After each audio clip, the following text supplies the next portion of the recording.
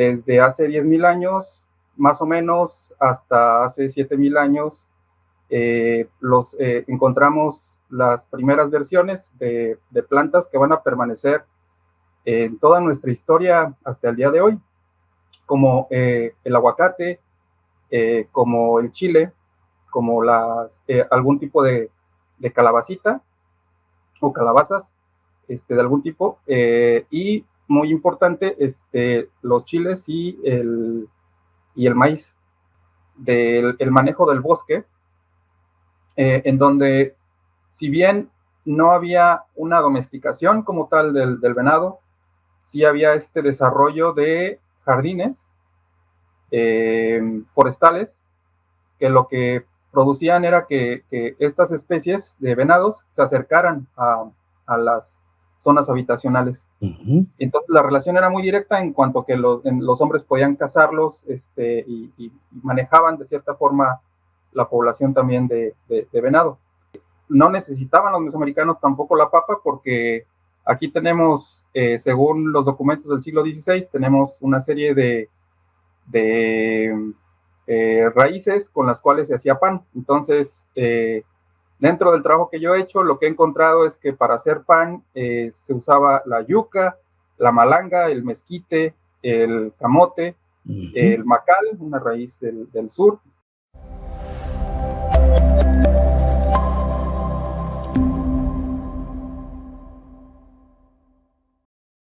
Hola, ¿qué tal, amigos de Saber Más Radio y Saber Más Media? Qué bueno que están con nosotros en su programa Saber Más, revista de divulgación de la Universidad Michoacana.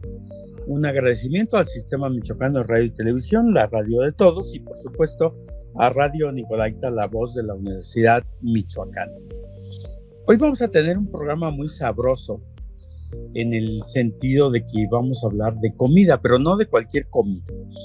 Hace poco hubo aquí un festival de cocineras tradicionales, sobre todo personas, señoras, fundamentalmente, que vienen de la ribera del lago de Pátzcuaro y que de alguna manera han ido conservando ciertos ingredientes, ciertas tradiciones, ciertos modos de cocinar, pero nos llega a nosotros la pregunta de si realmente, porque vemos los ingredientes y ya hay ingredientes que llegaron con los europeos o con asiáticos, ¿qué exactamente comían los pueblos originarios aquí en México?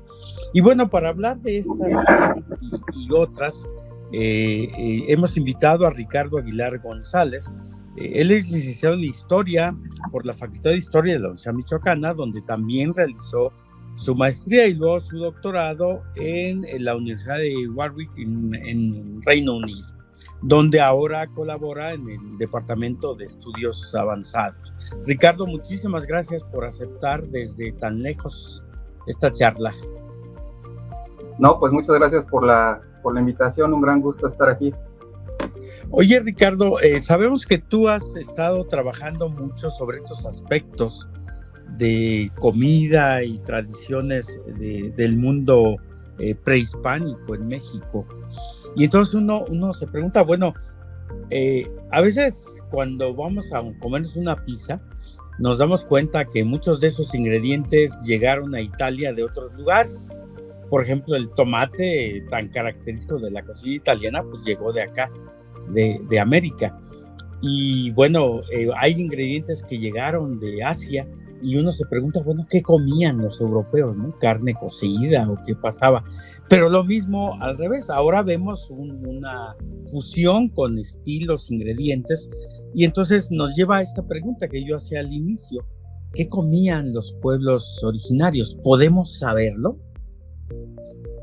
Sí, la respuesta vendría desde la arqueología, donde tenemos registros de hace 7,000 años, algunos incluso anteriores, pero con más certeza tenemos registro de hace 7,000 años de la comida, y en particular de algo que no va a ser muy apetecible, pero de lo que se ha conservado en 2 cuevas en la altiplanicie mexicana, en una cueva que se llama la Cueva de San Fernando en Tamaulipas y otra cueva en Tehuacán, en Puebla. Ahí tenemos, fueron cuevas que desde la época, desde la transición, hace 10,000 años hasta la época de contacto, en realidad, son cuevas que estuvieron habitadas por los habitantes de Mesoamérica, y en donde en diferentes etapas y también combinando tanto la residencia permanente como la migración y la vida un poco nómada, hay depósitos de heces que quedaron ahí, y entonces esos depósitos lo que le han permitido a los arqueólogos es examinar la dieta, ¿no? Lo que queda de la dieta mesoamericana en las heces. Y entonces desde ahí sabemos que había desde hace 10,000 años, más o menos, hasta hace 7,000 años, encontramos las primeras versiones de plantas que van a permanecer en toda nuestra historia hasta el día de hoy, como el aguacate, como el chile, como algún tipo de calabacita o calabazas de algún tipo, y muy importante, los chiles y el maíz. Entonces este conjunto lo tenemos ya ahí, aparte de otras plantas que no tuvieron tanto éxito en nuestro gusto mesoamericano. Entonces tenemos también algún tipo de pastos, las semillas de estos pastos que se han localizado también, pero que no se siguieron cultivando y domesticando como sí pasó con el maíz y con estas otras variedades, con estas otras plantas que menciono.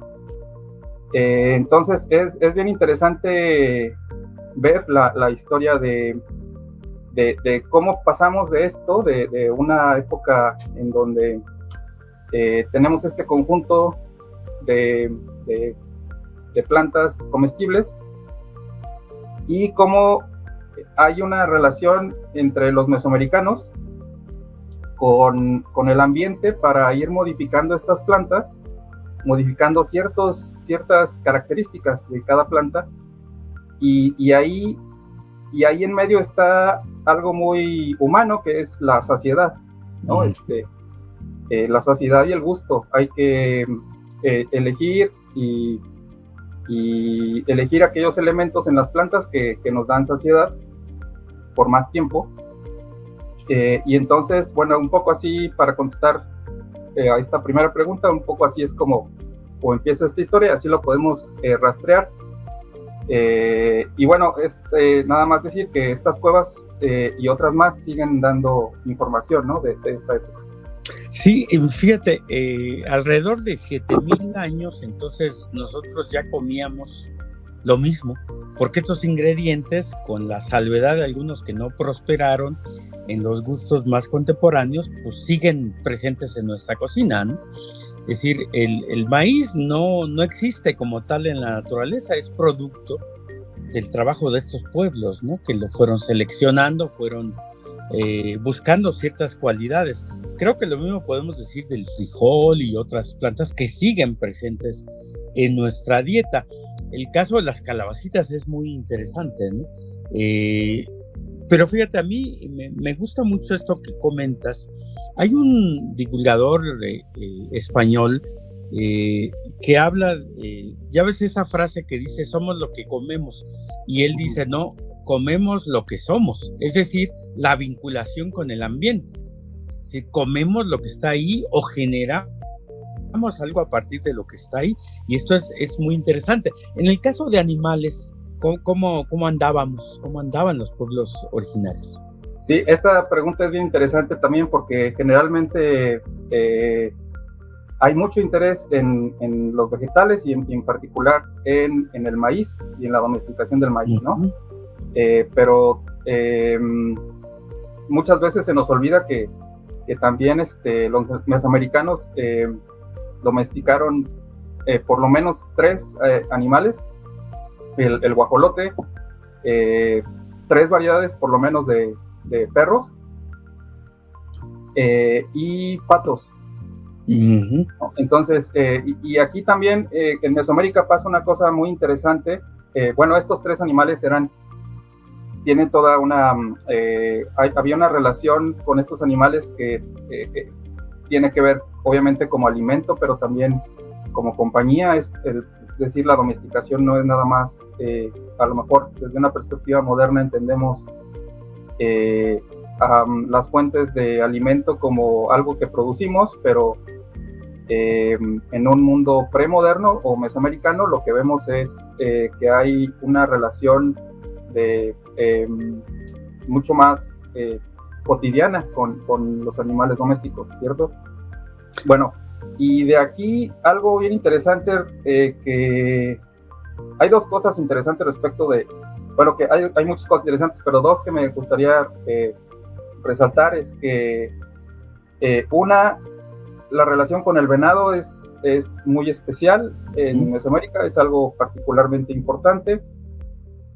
También en Mesoamérica hay 5 especies de venados por diferentes regiones de Mesoamérica. Aquí he hablado mucho de Mesoamérica, pero no la he definido. Es una gran área cultural que se define por medio de ciertas características particulares o ciertas características comunes. Una de ellas es la alimentación. Y esta área se discute entre historiadores y arqueólogos, pero llegaría por ahí más o menos de Nayarit y casi hasta Honduras. Eso sería Mesoamérica, para definirla. Bueno, entonces, en la parte sur de esta región cultural, lo que tenemos es un manejo de parte de la cultura, de las culturas mayas, el manejo del bosque, en donde, si bien no había una domesticación como tal del venado, sí había este desarrollo de jardines forestales, que lo que producían era que estas especies de venados se acercaran a las zonas habitacionales. Uh-huh. Entonces la relación era muy directa en cuanto a que los hombres podían cazarlos y manejaban de cierta forma la población también de venado. Y de esto hay reportes incluso históricos, hay crónicas que hablan de esto repetidamente, ¿no? Entonces, con algo interesante de Mesoamérica es que vamos a encontrar una relación muy especial con la comida, y aquí tendríamos que pensar en términos no tanto de consumo como lo entendemos hoy, el consumo en el sentido de que nosotros compramos algo y eso nos sirve para mantener funcionando el cuerpo, ¿no? La comida en general, sino aquí estamos hablando más bien de la idea de sustento, que es una idea mucho más amplia, en el sentido de cómo mantener el cuerpo, pero también el alma o las almas, como se quiera ver. Y bueno, esta idea del sustento es, lo que pone énfasis es en que no hay que no hay un desperdicio en la comida, sino que hay una transferencia, digamos, de la vitalidad contenida en los alimentos, que al ingerirlos estamos adquiriendo esa vitalidad. Mira, estamos por ir a nuestra primera pausa, pero esto que comentas es interesantísimo y me gustaría que al regresar nos pudieras hablar cómo se ha sostenido esta diversidad de ingredientes en la cocina mexicana, y ahora incluso incorporamos cualquier cocina que aparece por aquí, se mexicaniza, para decirlo de alguna manera, ¿no? Es decir, nosotros ahora comemos platillos que originalmente eran japoneses, pero que ahora perfectamente están adaptados a lo que comemos. En la actualidad, como que estos grupos originarios, estos grupos indígenas, no tuvieron mayor problema en lo que hubiera consumirlo, pero además darle un nivel de elaboración impresionante, ¿no? ¿Qué te parece si regresando a la pausa platicamos de esto? Claro. Muy bien, ahorita regresamos, no le cambié.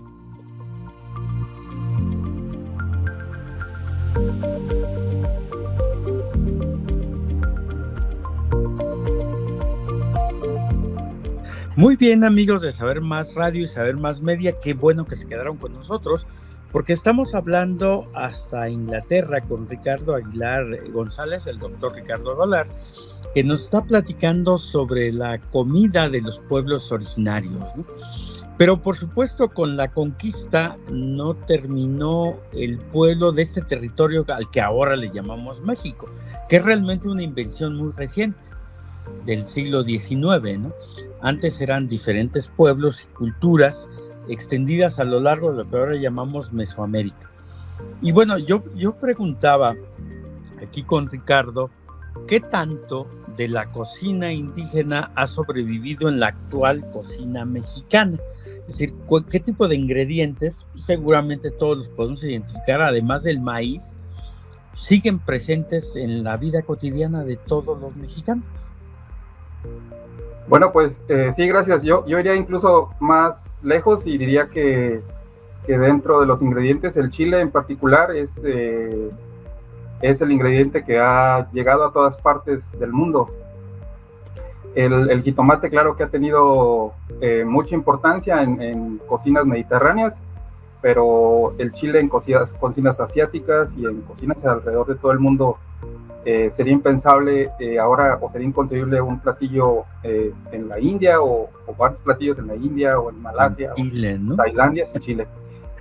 Y en nuestra comida pues es interesante la pregunta también, porque la colonización intentó cambiar los cuerpos de las poblaciones que habitaban aquí, y parte del programa de cambiar los cuerpos y las almas era a través de la comida. Sin embargo, aquí pasa algo, que es que la comida y esta idea de sustento que mencionaba también tiene una base religiosa, ¿no? Entonces nosotros, si observamos los mitos del origen del hombre y del origen del mundo y de la naturaleza, vamos a ver que siempre hay en los mitos mesoamericanos el maya quiché, en el Popol Vuh, de los purépecha, narrado por el jesuita Francisco Ramírez, etcétera. En Sagún, incluso también para el centro de México vamos a encontrar, y en otras fuentes del centro de México vamos a encontrar que es una diosa que podríamos entenderla como la diosa proveedora de los alimentos, la que da los alimentos al hombre, y que siempre hay un héroe mítico que está negociando con esta diosa para obtener estos alimentos para dárselos al hombre. Entonces, al ser esta diosa, la entenderíamos hoy también como una divinificación o deidad del paisaje. Entonces, el paisaje se mantiene ahí, y el paisaje es lo que te provee los alimentos en última instancia. Entonces, ahí no es tan fácil cambiar, introducir nuevos alimentos, porque la comida es fundamental en nuestro entendimiento del mundo, en nuestro entendimiento de la composición del hombre. Entonces, si los dioses hicieron al hombre a partir del maíz, según los mitos mesoamericanos, introducir un nuevo grano para hacer pan, tenía que pasar por esta parte mítica también. En la relación de Michoacán, curiosamente tenemos el registro de que los propios purépechas reinterpretaron la introducción del trigo de los españoles, diciendo que la diosa de los mantenimientos, que es diosa también que produjo todo lo demás que existe en este mundo, Cuerahuaperi, ella había mandado, o que los españoles habían traído el trigo, pero que era de la diosa Cuerahuaperi, finalmente la que lo produjo. Entonces es esta negociación se tiene que dar en un plano de aceptación mitológico o religioso, ¿no? Sí. Y bueno, de ahí pasamos que sí se acepta el trigo como tal, pero la resiliencia del paisaje es la misma que de la comida en este sentido, ¿no? Entonces seguimos comiendo básicamente eso, más la adición de comidas impuestas por la colonización. Fíjate, nosotros comemos papa que se origina en Sudamérica, frijol, que hay un debate todavía en torno a su lugar de domesticación, si fue allá por el Perú o ya en México también se había introducido, ¿no? Ya estaba presente en la dieta. Pero hay algunas opiniones de que la papa también se consumía aquí ya en los pueblos mesoamericanos. No sé si tengas información al respecto o es introducida completamente después de la conquista. Lo que sabemos es que la papa como tal sí es introducida del área andina a Mesoamérica. Lo que tenemos también muy interesante es que no necesitaban los mesoamericanos tampoco la papa, porque aquí tenemos, según los documentos del siglo XVI, tenemos una serie de raíces con las cuales se hacía pan. Entonces, dentro del trabajo que yo he hecho, lo que he encontrado es que para hacer pan se usaba la yuca, la malanga, el mezquite, el camote, el macal, una raíz del sur. También los frijoles se usaban para hacer pan, el ayocotl, el mezquite, la parota y obviamente el maíz. Entonces, sí, con la colonización hay esta idea de producir unidades en donde los conquistadores y los colonizadores están constantemente experimentando, porque le quieren pegar a la gallina de los huevos de oro, ¿no? Quieren ver qué medicina o qué alimento puede ser tan exitoso en Europa o incluso aquí en América para comerciarse. Y entonces están trayendo y llevando alimentos del área andina hacia Mesoamérica y al revés, o para este tiempo Nueva España ya, y a su vez llevando y formando estas descripciones sobre la naturaleza americana, pero siempre está este imperativo médico y económico.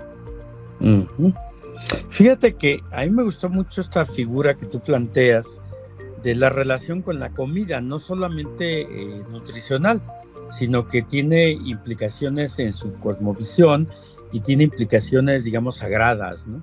El hecho de comer es mucho más que nutrir el cuerpo, nutrir el alma. Yo no sé, tú qué opines, si eso será el antecedente de la relación tan peculiar que tenemos en la actualidad con la comida. En México, tú lo sabes, la comida es fundamental. Se arreglan negocios, se arreglan matrimonios o desarreglan matrimonios alrededor de la comida, ¿no? Es el momento en que las familias hablamos, nos enteramos de cómo va nuestra vida y además dedicamos un tiempo enorme a cocinar. O sea, nuestra cocina no es algo muy rápido, porque incluso la comida rápida mexicana llevó mucho tiempo de preparación antes de servirla, en realidad, ¿sí? Entonces, si vendrá de esta tradición indígena, ese vínculo tan interesante que tenemos con la comida. Sí, claro, yo creo que sí, bueno, más bien lo veo muy claro que sí, porque tanto la idea de preparar comida como sentarnos a comérnosla, sea donde sea que la comamos, si uno piensa en estos dos actos, hay una reestructuración social a partir de quién prepara y de quién come y en qué orden y a quién invitas a comer.